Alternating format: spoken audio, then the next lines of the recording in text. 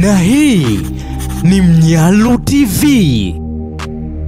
Kuna baadhi ya matukio yanaendelea kushangaza kwenye ulimwengu wa sasa. Matukio ambayo hata ukisimuliwa unaweza ukajiuliza yalitokea vipi.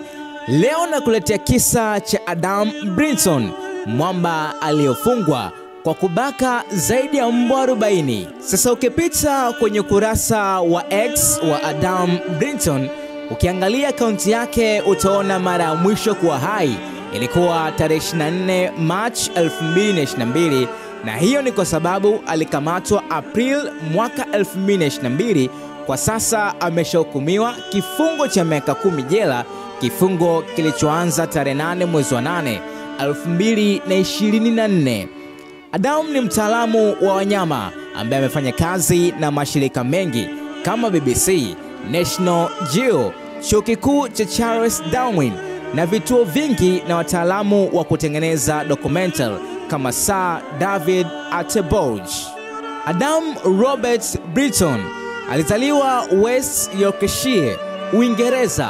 Alisoma na kukulia Uingereza na safari yake ya zoolojia ilianza katika chuo kikuu cha Leeds ambapo alipata degree yake ya kwanza mwaka 1992. Miaka 4 baadaye alipata elimu ya PhD yake ya zoolojia kutoka chuo kikuu cha Bristol. Alipendezwa zaidi na mamba, kwa hivyo alihamia Australia mwaka huo huo alipomaliza PhD yake ya kwanza ili kuendeleza shauku yake ya kujifunza. Alikutana na mkewe Erin ambaye alikuwa mwanabiolojia na mlinzi wa wanyamapori huko Australia mwaka huo huo na wakaoana mwaka uliofuata. Tangu wakati huo mambo yalianza kwenda vizuri, umaarufu wake uliendelea kukua. Hakika alifanya kazi nyingi za ajabu na utafiti juu ya elimu ya mamba. Bila kujulikana kwa wengi, Adam na ugonjwa wa zoolofia ambao ni ugonjwa wa akili unaomfanya mtu avutiwe kimapenzi na wanyama. Maelezo yaliyopatikana kutoka kwenye chatroom yanaonyesha alikuwa akishiriki ngono na farasi tangu alipokuwa na miaka 13. Ugonjwa wake haukuhusu tu kushirikiana nao kingono, alikuwa akiwaadhibu pia kama mtu mwenda wazimu.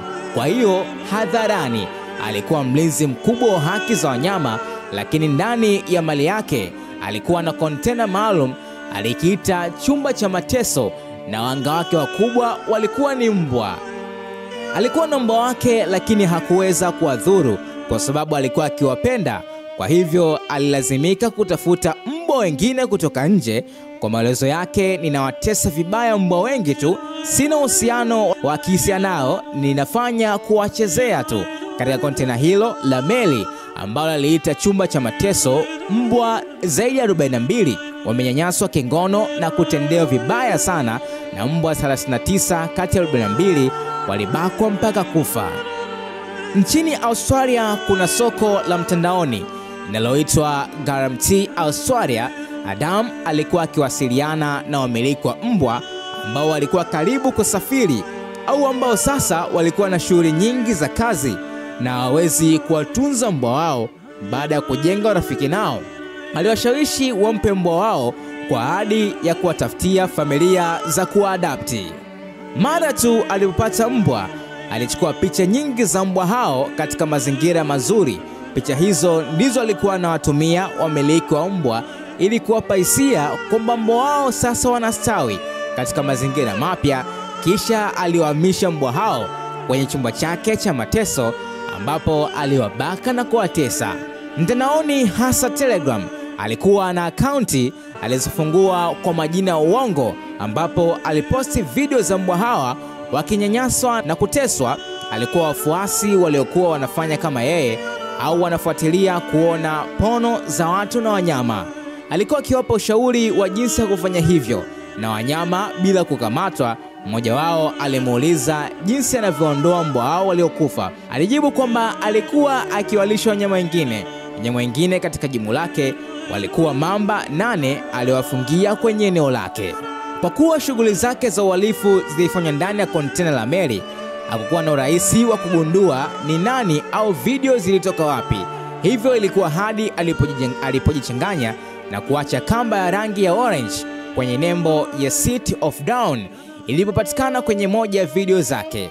Polisi wakashtuliwa, walivamia nyumba yake, wakachukua kamera, mabaki ya wanyama na laptop, ambayo pia walipata faili 15 zilizokuwa na ushahidi zaidi yake.